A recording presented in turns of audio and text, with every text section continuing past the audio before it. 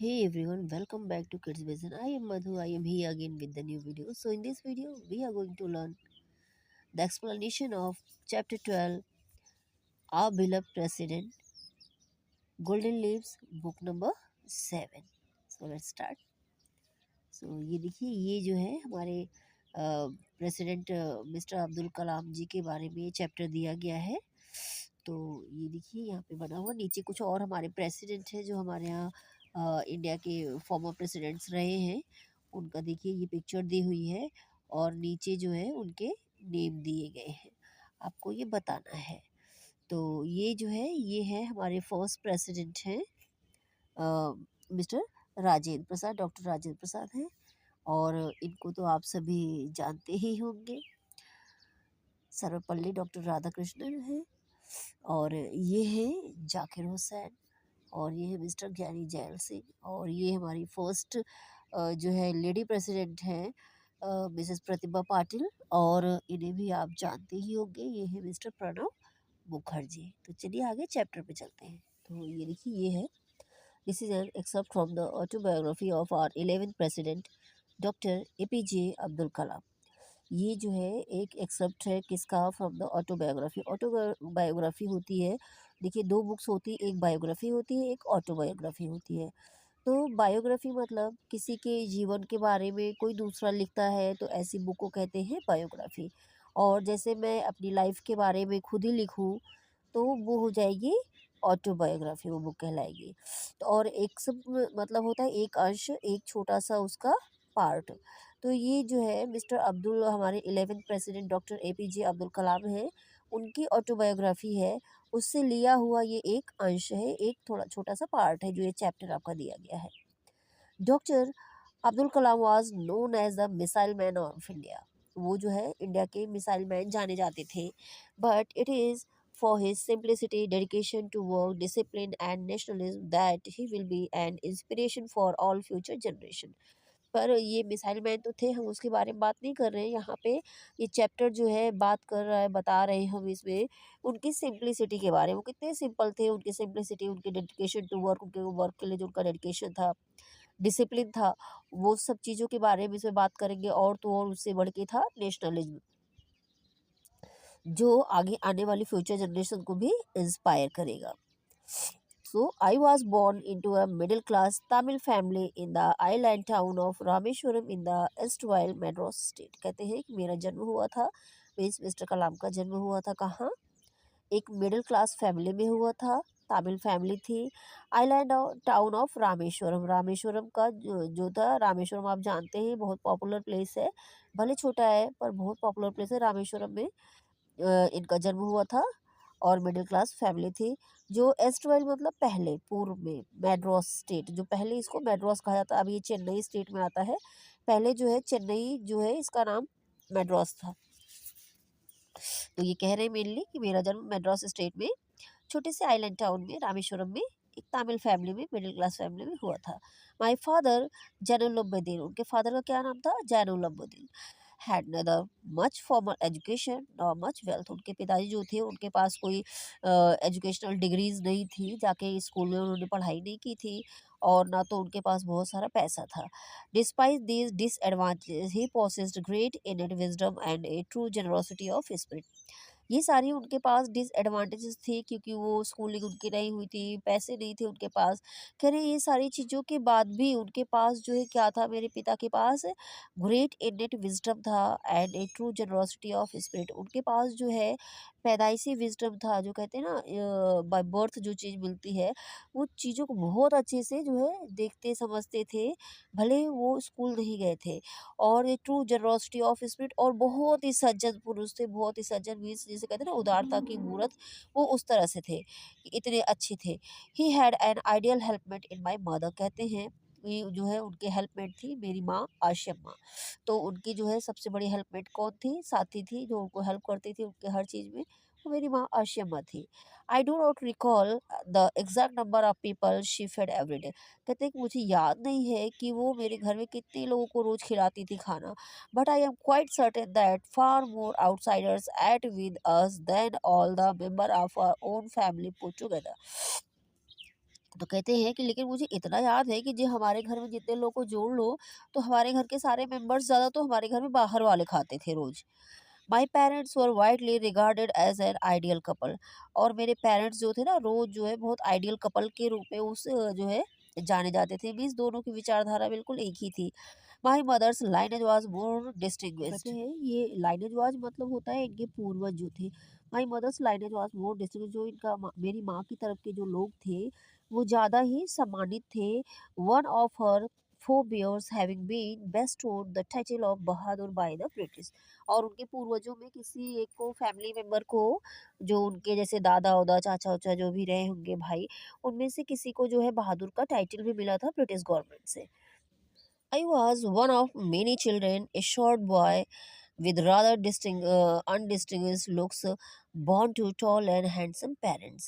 कहते हैं कि मैं उनके कई बच्चों में मैं भी एक बच्चा था, एक छोटा सा बॉय था जो रादर अनडिस्टिंग्विश्ड लुक्स, मेरे लुक्स फीचर्स बहुत अच्छे नहीं थे। मैं जो बट मेरे पेरेंट्स जो थे वो बहुत टॉल एंड हैंडसम थे दोनों। We lived in our ancestral house which was built in the middle of the 19th century। हम अपने पैतृक घर में रहते थे, एंसेस्ट्रल हाउस में, जो पूर्वजों के घर में रहते थे, जो बना हुआ था, कब बना हुआ था, 19th सेंचुरी के मिडिल में बना हुआ था। It was a fairly large पक्का हाउस। ये घर जो था ये पक्का था, कच्चा घर मिट्टी से बना हुआ नहीं था, पक्का था, ईंट से ब्रिक्स से बना हुआ, made of limestone and bricks on the mosque street in Rameswaram. Rameswaram का जो मस्क स्ट्रीट था उस पे ये घर बना हुआ था। माई ऑस्टर फादर, ऑस्टर मतलब होता है simple, my austere father used to avoid all essential comfort and luxuries. कहते हैं जो मेरे पिता थे बहुत सिंपल थे, और वो जो एक्स्ट्रा जो है लग्जरीज घर में होती है, कंफर्ट्स होते हैं, उन सारी चीज़ों को हमेशा अवॉइड करते थे, घर में रखते नहीं थे। However, all necessities were provided for in terms of food, medicine और cloth। पर जो हमारी नेसेसिटीज़ होती थी, ज़रूरी चीज़ें होती वो प्रोवाइड करा दी, जैसे दवाई है, कपड़ा है, क्लोथ्स है, एजुकेशन, ये सारी चीज़ें हमको मिलती थी। पर जो एक्स्ट्रा लग्जरीज होती वो नहीं मिलती थी। जो इम्पोर्टेंट नेसेसिटीज़ होती थी वो हमें प्रोवाइड कराई जाती थी। In fact I would say mine was a very secure childhood both materially and emotionally. तो कहते हैं इनफैक्ट मैं कहूँगा कि मेरा जो चाइल्डहुड था बहुत सिक्योर था, बहुत मैटेरियली, मतलब कि जो चाहते थे, जो भी उनको ज़रूरत होती थी उनके माता पिता उनको ला देते थे, एंड इमोशनली तो इमोशनल सपोर्ट के लिए उनके पेरेंट्स थे ही उनके साथ। तो I normally ate with my mother. कहते हैं मैं हमेशा अपनी माँ के साथ खाता था खाना, sitting on the floor of the kitchen. कहाँ? किचन के फ्लोर पे, फर्श पे बैठ के खाना खाता था। She would place banana leaf before me. वो कहते हैं कि मेरे सामने एक जो है बनाना लीफ रख देती थी, on which she then ladled rice and aromatic sambar. और उसके बाद जो है वो जो बड़ा सा स्पून होता है खाना निकालने के लिए, उसको लैडल कहा जाता है। तो उस जो है स्पून से वो राइस रख देती थी, और बढ़िया खुशबूदार जो है एरोमेटिक सांबर, खुशबूदार सांबर जो है उस पर रखती थी। ए variety of sharp home made pickles, और जो है होम मेड घर का कोई बना हुआ तीखा अचार उस पे होता था, and a dollop of fresh coconut chutney, और थोड़ी सी कोकोनट चटनी होती थी। The famous Shiva temple, which made Rameshwaram so scared to pilgrims, was about a 10 minutes walk from our house। कहते हैं कि जो फेमस शिव टेम्पल है, जो रामेश्वरम का जो सबसे प्रसिद्ध शिव टेम्पल है, जिसने रामेश्वरम को इतना जो है सेक्रेट बनाया है, सेक्रेट टू पिलग्रिम्स मीन्स तीर्थयात्रियों के लिए, पिलग्रिम्स में तीर्थयात्री, और सेक्रेट मतलब होता है पवित्र, जो तीर्थयात्रियों के लिए इतना पवित्र उसको मानते हैं। Was about 10 minutes walk from house. कहते हैं कि हमारे घर से बस जो है 10 मिनट की वॉकिंग डिस्टेंस में था। our locality was predominantly मुस्लिम। कहते हैं हमारी जो लोकेलिटी थी, जहाँ हमारा घर था, वहाँ पे ज़्यादा से ज़्यादा लोग मुस्लिम रहते थे। But there were quite a few Hindu families too. But वहाँ पे कुछ हिंदू फैमिलीज भी थी, living amicably with their Muslim neighbours. और वो मिलजुल के, एमिकेबली मतलब मिलजुल के साथ में रहती थी मुस्लिम नेबर्स के साथ। The high priest of Rameswaram temple, जो रामेश्वरम टेम्पल था ना, उसके जो है जो सबसे बड़े पुजारी थे, हाई प्रीस्ट मतलब पुजारी जो थे, पक्षी लक्ष्मण शास्त्री। उनका क्या नाम था? पक्षी Lakshman Shastri was a very close friend of my father. वो मेरे father के बहुत ही close friend थे. One of the most vivid memories of my early childhood is of the two men, each in his traditional attire, discussing spiritual matter. कहते हैं जो मेरे बचपन की जो बहुत ही विविड मेमोरीज हैं, जो कहते हैं कि मेमोरीज जो मैं कभी भूल नहीं सकता, वो ये है कि जो है दो आदमी बैठे हैं, दोनों अपनी अपनी जो है ट्रेडिशनल अटायर, अपनी ड्रेस में बैठे हैं, जो ट्रेडिशनल ड्रेस है उनकी, जैसे एक हिंदू है एक मुस्लिम है, और ये पाक्षी लक्ष्मण शास्त्री ये हिंदू थे और इनके पिता जो थे वो जो मुस्लिम थे। तो लक्ष्मण लक्ष्मण शास्त्री जैसे हिंदू अटायर होता है, धोती कुर्ता ये सब पहन के बैठना, जनेऊ के साथ रहना, वो अपनी ड्रेस में रहते थे, और मुस्लिम लोग टोपी के साथ लुंगी या उस पे जो कुर्ता शॉर्ट पहनते हैं। तो वैसे वो अपनी अपनी ड्रेसिंग अपने रिलीजियस के हिसाब से उनकी ड्रेसिंग होती थी, और वो दोनों बैठ के जो है क्या करते थे, डिस्कसिंग स्पिरिचुअल मैटर, दोनों बैठ के स्पिरिचुअल मैटर्स डिस्कस करते थे, भी भगवान गॉड अल्लाह जो भी था उनके बारे में वो डिस्कशन करते रहते थे बैठ के। और दोनों ही अलग-अलग रिलीजन के थे, उनके ड्रेस जो थी अलग-अलग तरीके की होती, फिर भी वो बैठ के डिस्कस करते रहते थे। When I was old enough to ask questions, I asked my father about the relevance of prayer. कहते हैं जब मैं इतना बड़ा हो गया कि जो है मैं क्वेश्चंस को अपने जो मेरे मन में आते थे डाउट्स उनको पूछने लायक हो गया, तो मैं अपने जो है फादर से जो है क्वेश्चंस पूछता था। किस बारे में? Father, about the relevance of prayer, prayer क्यों की जाती है, इसका क्या मतलब होता है जो हम लोग प्रेयर करते हैं अपने भगवान की। तो कहते हैं कि my father told me there was nothing mysterious about prayer. कहते हैं मैं जो है मेरे फादर ने मुझे बताया प्रेयर में ऐसा कोई मिस्टीरियस चीज़ नहीं है जो मैं तुम्हें बताऊं। Rather prayer made a possible communion of the spirit between people. कहते हैं कि प्रेयर जो होती है वो एक पॉसिबल कम्युनियन जो होती है of the spirit between people, people और जो गॉड होते हैं उनके बीच में एक स्पिरिचुअल जो है कनेक्शन बनाती है उनके दोनों के बीच में। व्हेन यू प्रे, जब आप प्रे करते हो, ही सेड, उन्होंने कहा उनके फादर ने कहा, जब आप प्रे करते हो उनका मतलब था कि कुछ भी इधर से ये मैजिक मिस्टीरियस ऐसा नहीं कुछ मैजिक हो जाएगा कुछ बदल जाएगा। तो ये प्रेयर का मतलब क्या होता है, जब आप प्रे करते हैं, he said, you trust your body and become a part of the Cosmos. तब आप जो है आप जानते हैं कॉस्मोस में से ब्रह्मांड जो होता है, आप जो है अपनी बॉडी को जो है छोड़ के कहाँ पहुंच जाते हैं, कॉस्मोस से जोड़ लेते हैं अपने आप को, which knows no division of wealth, age, caste और creed। जहाँ पे जो ब्रह्मांड होता है वहाँ पे जो हम लोग नॉर्मल लोग होते हैं, हम लोग अपने आप को जाति पाति धन पैसा इन सारी चीज़ों में बांट के रखते हैं।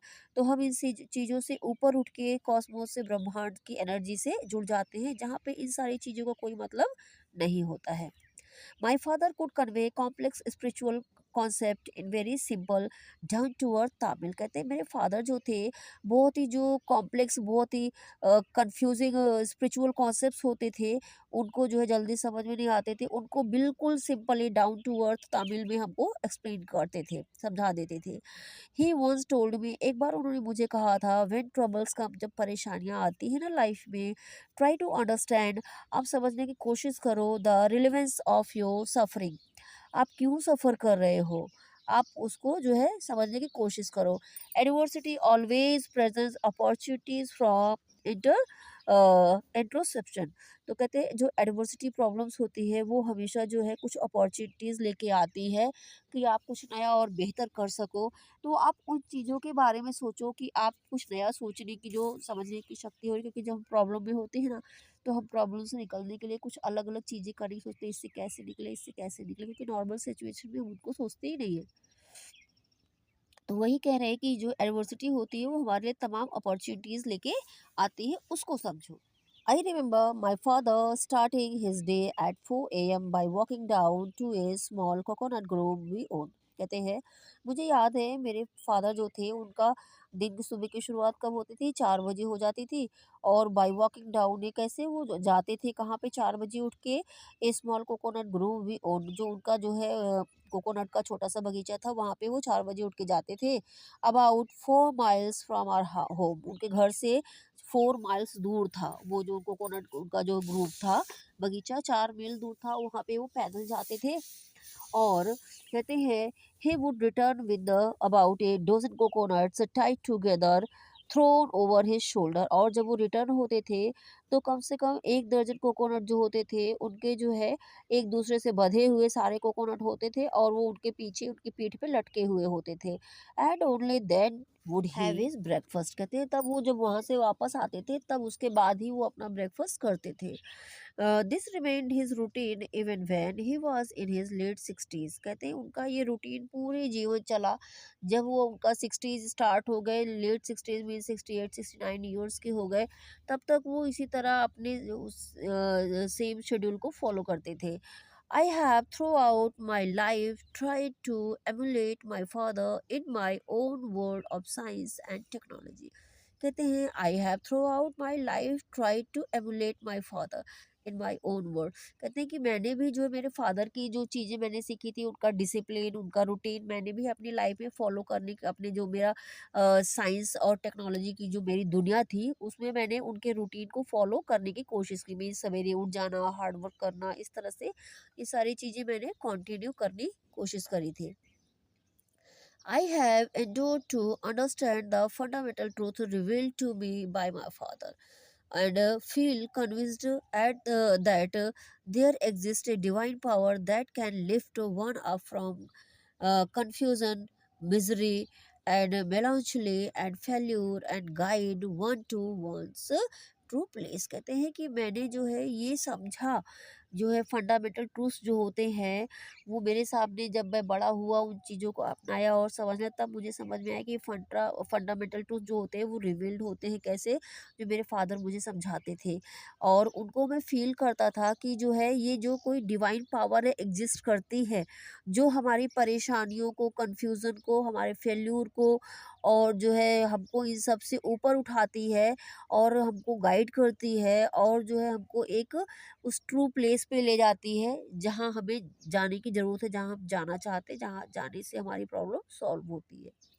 I was about 6 years old when my father embarked on the project of building a wooden sailboat to take pilgrims from Rameshwaram to Dhanushkodi। कहते हैं जब मैं 6 साल का था उस समय कि my father embarked on the project, मेरे पिता काम करने लगे क्या क्या बनाने के लिए, प्रोजेक्ट पे, of building a wooden sail boat to take pilgrims from Rameswaram Dhanushkodi.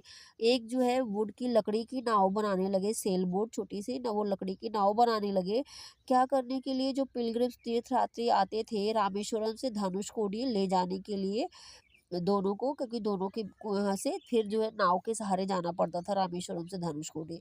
तो वहाँ से जो तीर्थयात्रियों को रामेश्वरम से धनुषकोडी ले जाने के लिए वो एक नाव बनाने लगे। ऑल्सो कॉल्ड सेतुखराई, जो धनुषकोडी है उसका पुराना नाम है सेतुखराई एंड बैक। और वहाँ से ले जाना, उनको छोड़ना और वापस आना।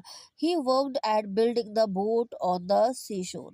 और ये जो उन्होंने सोचा तो इस पे जो है अपने इस प्रोजेक्ट पे को कंप्लीट करने के लिए उन्होंने क्या किया, वहीं पे जो है सी शोर मतलब होता है जो समुद्र किनारा, वहीं पे उन्होंने अपना जो नदी का बोट थी वो बनाना शुरू कर दिया with the help of a relative Ahmad Jalaluddin.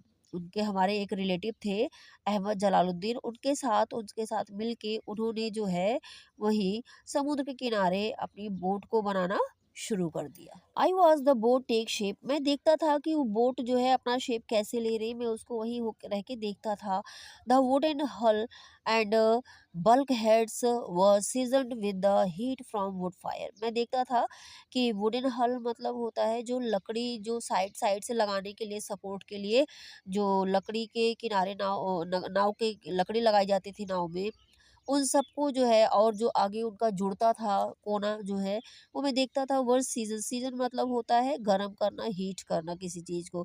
Verse season with the heat from wood fire, लकड़ी की आंच से वो हीट किए जाते थे ताकि वो सूख जाएं, उसमें क्रैक्स ना आए, ये सब के लिए। My father was doing good business with the boat. और मेरे फादर ने बिजनेस से जो है अच्छा जो है बोट से अच्छा बिजनेस करना शुरू भी कर दिया था। व्हेन वन डे, तभी एक दिन, a cyclone bringing wind of over 100 miles per hour carried away a boat. कहते हैं कि तभी जो है जैसे ही हमारा बिजनेस इधर शुरू हुआ, बोट बन के तैयार हुई, बोट का बिजनेस शुरू हुआ और अच्छा चल रहा था। फिर एक साइक्लोन आया जो है 100 माइल्स पर आवर कैरिड, उसकी हवा कैसे चल रही थी, 100 माइल्स पर आवर के हिसाब से वो हवाएं बह रही थी, चल रही थी।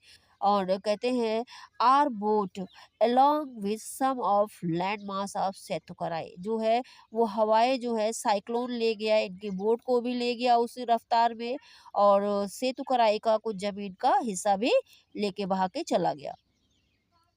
The Pamban bridge collapsed with the train full of passengers on. Pamban bridge जो आप जानते हैं बहुत ही पॉपुलर ब्रिज है, बहुत बड़ा ब्रिज है, उसको आप अगर चाहे तो देख सकते हैं नेट में सर्च करके इसके बारे में। तो ये जो है कोलैप्स मीन्स वो भी ढह गया वहाँ पे। एंड ट्रेन फुल ऑफ जो है रेल, जो है ये रेल ब्रिज था, ये भी ढह गया।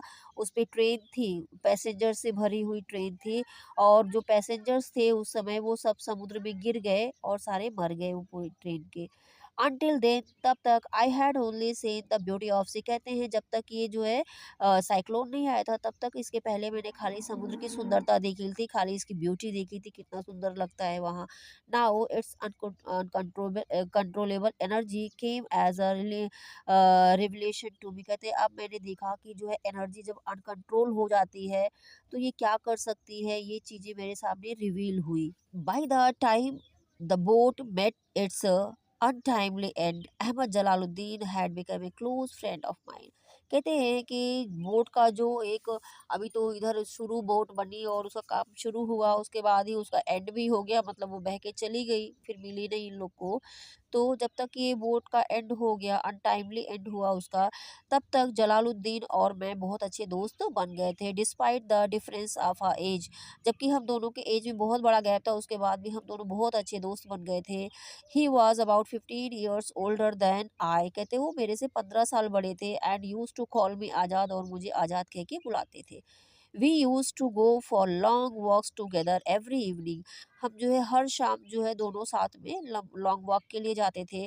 Jalaluddin and I talked mainly of spiritual matter, मैं और जलालुद्दीन हमेशा स्पिरिचुअल मैटर पे ही बात करते थे। The atmosphere of Rameswaram with its flocking pilgrims was conducive to such discussion, कहते हैं जो रामेश्वरम का एटमॉस्फेयर था, जो वहाँ पे बहुत सारे पिलग्रिम्स आते थे, तो वहाँ का एटमॉस्फेयर भी ऐसा था कि हमारे डिस्कशन को कुछ ना कुछ नया रोज मिल ही जाता था कि हम उसके बारे में डिस्कशन करें, वहाँ का माहौल ही ऐसा था। Our first halt would be at the imposing temple of Lord Shiva, कहते हैं कि हमारा जो है पहला हाल्ट, जब हम दोनों लॉन्ग वॉक पे जाते थे तो हम पहली जगह कहाँ रुकते थे, तो शिव मंदिर मंदिर के सामने। Circling around the temple with the same reverence as any pilgrims from a distant part of the country, we felt a flow of energy pass through us, कहते हैं जैसे सारे जो तीर्थ यात्री होते हैं दूर दूर देश आते हैं और दर्शन करके मंदिर का ऐसे परिक्रमा करते हैं चारों तरफ से, वैसे हम दोनों भी करते थे। और जो है हम क्या करते, कहते हैं हम we felt a flow of energy, और जब हम ऐसा करते थे ना तो हमको वहाँ पे जो पॉजिटिविटी है उस टेम्पल में, वो हमको ऐसा लगता था कि वो एक एनर्जी जो है हमें पास हो रही है थ्रू हमारी बॉडी की। Jalaluddin schooling had been limited, कहते हैं जलालुद्दीन की स्कूलिंग जो थी बहुत लिमिटेड थी, principally because of his family straitened circumstances, उनके फैमिली का जो स्थिति थी, परिस्थिति बहुत अच्छी नहीं थी मनी मैटर्स के को लेके, तो इसलिए जो है उनकी स्कूलिंग नहीं हो पाई क्योंकि पैसे के अभाव में। Incidentally at the time I speak of, he was the only person on the entire island who could write English, कहते हैं इंसिडेंटली जब मैं उनसे बात करने लगा तो मुझे पता चला कि वो उस जो है पूरे आइलैंड पे पहले व्यक्ति थे जो इंग्लिश में कुछ लिख सकते थे, पढ़ सकते थे। He wrote letters for almost anybody in need, वो जो कोई भी जिसको इंग्लिश में कुछ लेटर लिखवाना होता था वो सबके लिए लिख देते थे। Be they letters of application और अदरवाइज, चाहे वो एप्लीकेशन लेटर हो या कोई और लेटर हो, इंग्लिश में कोई लिखवाना चाहता सबके लिए लिखते थे। Jalaluddin always spoke to me about educated, वो जलालुद्दीन थे हमेशा मुझसे educated people of scientific discoveries to contemporary lecture literature and of the achievements of medical science। तो जो एजुकेटेड पीपल होते थे, साइंटिफिक डिस्कवरीज होती थी, और जो लिटरेचर होता था, end of the achievements of medical science में जो नई नई अचीवमेंट्स होती थी उन सब ऐसी ही चीज़ों के बारे में हम दोस्त से बात करते थे। It was he who made me aware, कहते ये वही थे जिन्होंने मुझे अवेयर किया या मुझे पहचान कराई, मुझे बताया। किसके बारे में? ब्रेव न्यू वर्ल्ड, ये एक बुक है। बियॉन्ड आवर नैरो कन्फाइंस, जो एक साइंस फिक्शन की बुक है, ब्रेव न्यू वर्ल्ड। तो जो रामेश्वरम जैसे छोटी जगह पे जिसके बारे में कोई नहीं जानता था, उन्होंने मुझे इस बुक से परिचित कराया। In the humble environs of my boyhood, books were a scare commodity by local standards. However, the personal library of S.T.R. Manikam, a former revolutionary और मिलिटेंट कहते हैं कि जो मेरा जब मैं छोटा था, मेरा बॉयहुड था, मैं बच्चा था, उस समय जो है बुक्स इतना वहाँ पे नहीं मिलती थी चारों तरफ कि जाके आप खरीद सको, पढ़ सको उनको। तो बाय लोकल स्टैंडर्ड हाउएवर, कहते हैं कि उस समय जो है एक वहाँ पे लोकल थे जो जिनकी पर्सनल लाइब्रेरी थी, क्या? एस.टी.आर. मानिकम, ये एस.टी.आर. मनिकम है, उनकी लाइब्रेरी थी। कहते हैं ए फॉर्मर रेवोल्यूशनरी, तो पहले जो है रेवोल्यूशनरी थे। रेवोल्यूशनरी मतलब आप समझते हैं उस समय देश आज़ाद नहीं हुआ था, लोग जो है देश की आज़ादी के लिए लड़ाई करते थे और ये लोग सरकार के अगेंस्ट होते थे, ब्रिटिश गवर्नमेंट के, तो रेवोल्यूशनरी कहे जाते थे ये लोग। तो ये जो है एक रेवोल्यूशनरी थे, तो इनकी एक पर्सनल लाइब्रेरी थी और मिलिटेंट नेशनलिस्ट वाज साइजेबल, जो मेरे लिए एनफ थी। जो बुक्स वहाँ पे थी उनकी लाइब्रेरी, वो मेरे लिए एनफ थी। He encourage me to read all I could and I often visited his home to borrow books, कहते हैं वो मुझे इनकरेज करते थे हमेशा रीड करने के लिए। जो मैं पढ़ सकता हूँ, जो भी चीज़ें मैं पढ़ सकता हूँ, हमेशा मुझे वो पढ़ने के लिए इनकरेज करते थे। और जो है मैं हमेशा अक्सर उनके घर जो है बुक्स को बोरो करने के लिए चला जाता था। Another person who greatly influenced my boyhood was my first cousin Shamsuddin, कहते हैं कि एक तो जलालुद्दीन थे ही जिन्होंने मुझे बहुत इनकरेज किया, मेरे बचपन में बहुत डीप इम्प्रेशन मेरे ऊपर छोड़ा। और तो दूसरे मेरे फर्स्ट कजिन शमसुद्दीन हैं, इनका भी जो है मेरे बचपन में जो है बहुत इन्फ्लुएंस रहा है। He was the soul distributor for newspaper इन रामेश्वरम, वो रामेश्वरम में क्या करते थे, शमसुद्दीन जो थे रामेश्वरम में न्यूज़पेपर डिस्ट्रीब्यूटर थे। The newspapers would arrive at Rameswaram station by the morning train from Pamban, कहते हैं पम्बन से जो सुबह ट्रेन आती थी रामेश्वरम को, उसी ट्रेन में जो है न्यूज़पेपर बंडल करके आते थे। Since reading the printed matter was beyond my capacity, कहते हैं कि मैं उस समय छोटा था और वो बड़ी बड़ी चीज़ें जो वहाँ पे उस पे लिखी होती थी न्यूज़पेपर पे, मैं उनको पढ़ नहीं पाता था, बियॉन्ड माय कैपेसिटी थी वो। I had to satisfy myself with glancing at the pictures in the newspaper before Shamsuddin delivered them to his customers, तो मैं वही पढ़ देख के खुश हो जाता था, क्या देख के? With the glancing at the pictures of the newspaper, newspaper में जो अलग-अलग कलरफुल पिक्चर्स बनी होती थी, मैं उनको देखता था। और मैं जब तक शमसुद्दीन उनको डिस्ट्रीब्यूट नहीं कर देते थे, वो सारे न्यूज़पेपर को, तब तक मैं लेके उन्हें बैठ के उनकी पिक्चर्स को, कलरफुल पिक्चर्स को देखता था और अपने आप को सैटिस्फाई कर लेता था। The second world war broke out in 1939, कहते हैं कि 1939 में सेकेंड वर्ल्ड वार, जो दूसरा विश्व युद्ध था, वो शुरू हो गया। When I was 8 years old, तब तक मैं 8 साल का हो गया था। For reasons I have never been able to understand a sudden demand of tamarind seeds erupted in the market, कहते हैं मैं 8 साल का था, छोटा था, तो इसीलिए मुझे समझ में नहीं आया कि उस समय कभी मैं इस चीज़ को समझ नहीं पाया कि मार्केट में अचानक से जो है टैमारिंड की डिमांड क्यों होगी, टैमारिंड सीड्स जो इमली के बीज होते थे, इनकी जो है बहुत डिमांड बाजार में क्यों हो गई थी, ये चीज़ मैं समझ नहीं पाया उस समय। I use to collect the seeds and sell them to a provision shop on mosque street, तो मैं क्या करता था, मुझे नहीं मालूम ये क्यों करते थे, लेकिन उससे पैसे मिलते थे, सब करते, मैं भी करता था। कहते मैं जो है क्या करता था, टैमारिंड सीड्स को कलेक्ट करता था और जो है उसी मॉस्को स्ट्रीट में जो प्रोविजन शॉप थी, वहाँ पे जाके उनको बेच देता था। A day's collection would fetch me the princely sum of 1 आना, तो कहते हैं कि मैं जितना एक दिन में इकट्ठा कर पाता था और जाके बेचता था, तो उससे मुझे जो है 1 आना मिल जाता था। Soon, India was forced to join the Allied forces and something like a state of emergency was declared. Allied forces आप जानते हैं ना कि जो है बहुत सारे देश मिलके जो है एक साथ लड़ाई करते हैं तो उन्हें कहते हैं एलिड फोर्स। तो इंडिया को भी फोर्स किया गया कि आप भी किसी साइड से ज्वाइन करो, तो इंडिया को ज्वाइन करना पड़ा। और उसके बाद जो है हमारे यहाँ भी देश में भी इमरजेंसी डिक्लेयर हो गई। The first casualty came in the form of the suspension of the train halt at Rameswaram station. और जो पहली कैजुअलिटी हम लोगों ने देखी वो लड़ाई के इंडिया जो है उसमें पार्टिसिपेट किया विश्व युद्ध में। तो पहली कैजुअलिटी हम पे क्या आई, हमारा जो ट्रेन थी वो रामेश्वरम स्टेशन पे रुकना बंद हो गई। वहाँ पे ट्रेन बंद हो गई, रुकना नहीं रुकती थी, अब डायरेक्ट चली जाती थी। The newspaper now had to be bundled and thrown out from the moving train on the Rameshwaram road between Rameshwaram and Dhanushkodi। अब जो न्यूज़पेपर थे वो रामेश्वरम स्टेशन पे ट्रेन रुकती नहीं थी तो उतारे कैसे? तो क्या करते थे, जो चलती हुई ट्रेन में रामेश्वरम धनुषकोडी के बीच में जगह होती थी, चलती हुई ट्रेन से वो बंडल करके उनको वहाँ से ढकेल देते थे, गिरा देते थे।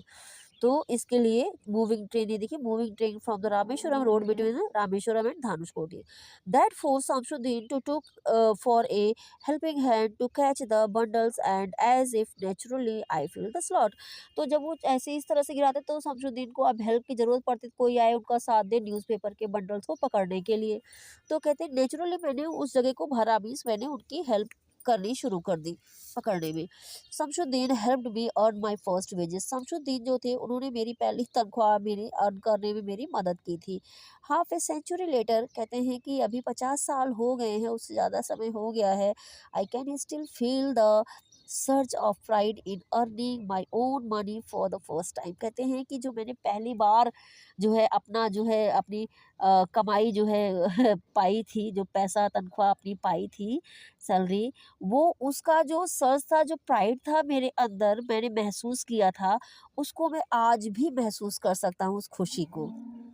आई inherited honesty and self discipline from my father, from my mother. कहते हैं कि जो ऑनेस्टी और सेल्फ डिसिप्लिन था वो मैंने अपने माता या पिता से मुझे मिली। I inherited faith in goodness and deep kindness and so did my 3 brothers and sister. तो फादर से सेल्फ डिसिप्लिन ऑनेस्टी मिला था, माँ से क्या मिला था, फेथ इन गुडनेस, अच्छाई में विश्वास करना, काइंड होना। और ये चीज़ें मैंने अपने माँ से सीखी थी एंड या तो कहिए जन्मजात हमें मिली थी। और ऐसे ही मेरे बाकी जो 3 ब्रदर्स और मेरी बहनें हैं उनको भी मिली थी। मतलब हम सभी बच्चे बहुत अच्छे थे, जैसे हमारे माँ बाप डिसिप्लिन, ऑनेस्ट और दयालु थे, वैसे ही हम सारे भाई बहन थे।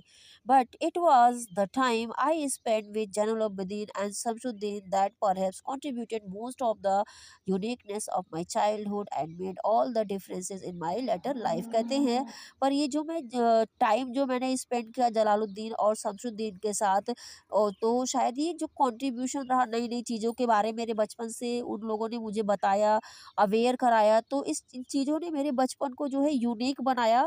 और बहुत मेरे चाइल्डहुड को बाद में जब मैं बड़ा हुआ, मेरी लाइफ में और भी चीज़ें आई, तो मुझे इससे डिफरेंट बनाया लोगों से, और लोगों से मेरे बचपन को डिफरेंट बनाया, यूनिक बनाया। कहते हैं the unschooled wisdom of Jalaluddin and Shamsuddin was so intuitive that I can unhesitatingly attribute my subsequently manifested creativity to their company in my childhood। कहते हैं कि जो जलालुद्दीन और शमसुद्दीन थे, तो इनके बिना स्कूल गए, जो इनके अपने स्कूल नहीं गए थे, पर इन्होंने चीज़ों को देखा था, परखा था, समझा था, और जो वो बुद्धिमानी, जो बुद्धिमत्ता की चीज़ें उन्होंने हमें बताई थी, ज्ञान बताया था, उनके साथ रह के मैंने सीखा था, वो सब चीज़ों ने दैट आई कैन अनहेजिटेटिंगली एट्रीब्यूट, कहते हैं कि मैं बिना किसी हिचकिचाहट के कह सकता हूँ कि माई सब्सिक्वेंटली मैनिफेस्टेड क्रिएटिविटी, जो भी क्रिएटिविटी मैंने जो है पाई है और मैनिफेस्ट की है, वो सब उनके जो है साथ के कारण था, जो मैंने चाइल्डहुड में उनके साथ बिताया था।